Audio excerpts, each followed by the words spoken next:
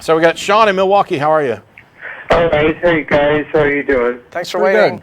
Yeah, my question is that there are books that came out a long time ago. In fact, Homer's books came out probably before the Bible, and they call it mythology. But yet there are scientists who are looking for the city of Troy. In Plato's Republic, he describes Atlantis. There are scientists looking for Atlantis. So I'm an in-betweener. I ask too many questions to people. The Christian people will get really mad at me. But I'm trying to figure out why scientists would try to find reasons, even on CNN, that they're trying to find reasons of proof of God, and they're scientists. Well, are they looking for proof of God, or are they just looking for evidence of just some sort of historical location or thing? I mean, we know that certain historical locations existed. You know, Jericho, the biblical city, is an actual ruin. I mean, that exists. But does that mean that any sort of mythological tales that were set in those locations actually happened? No, not necessarily. Spider-Man takes place in New York. I'd say that when 70+% of the population believes something, and that there's probably a good reason for scientists to go see if they can actually confirm it. Mm-hmm. Oh, because they're spending a lot of money trying to find Atlantis and trying to find the city. Yeah. They're trying to find the city of Troy, and there hasn't been no proof about that.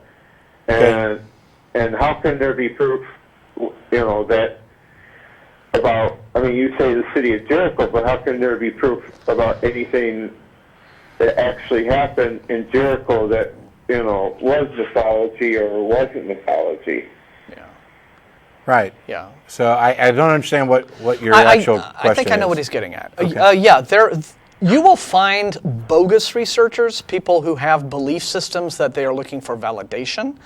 And they do what's called pseudoscience. They find Noah's Ark every 3 or 4 years. Yeah, there are on the one hand there are actual archaeologists, there are scientists who just go out and they do science right. For example, they just start out, they gather evidence, then they come up with their conclusion based on what they find.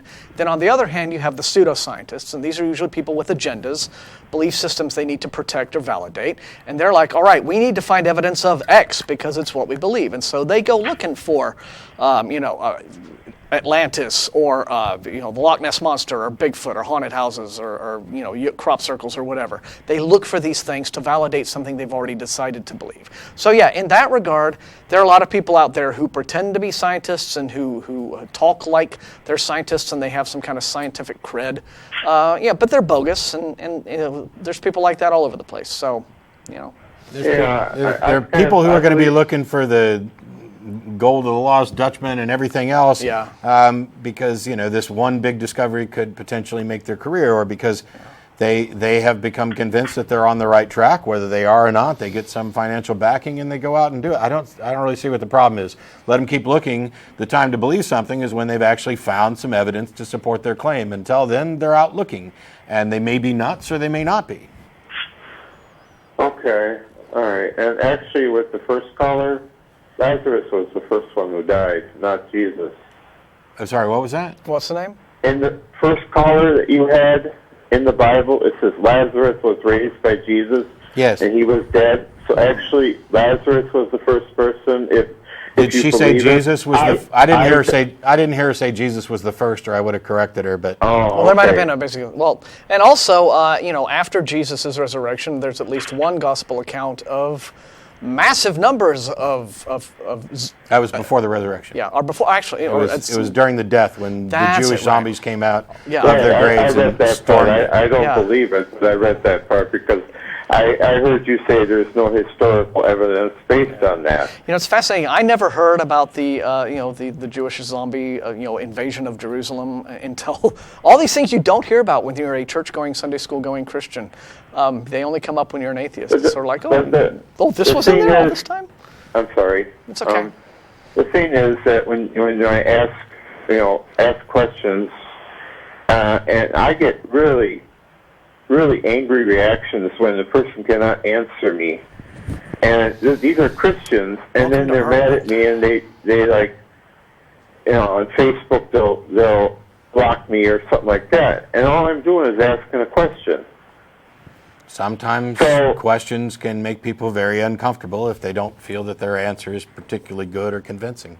And I talked to probably the most liberal pastor there is, and she basically couldn't answer my questions. And then when I corrected her, she wasn't too happy because she says forgiveness comes when they want to forgive you, and then they got to go to their God. I said, well, their God? You said there's only one God. And then she kind of got them found it and just said, I got to go. So yeah, it happens. Yeah. Anyway, thanks for calling, Sean. We appreciate it. Really do. Thanks, guys. I love your show. Bye. Thanks, man. We really appreciate it. I love our show, too. I do. I give our show hugs every day.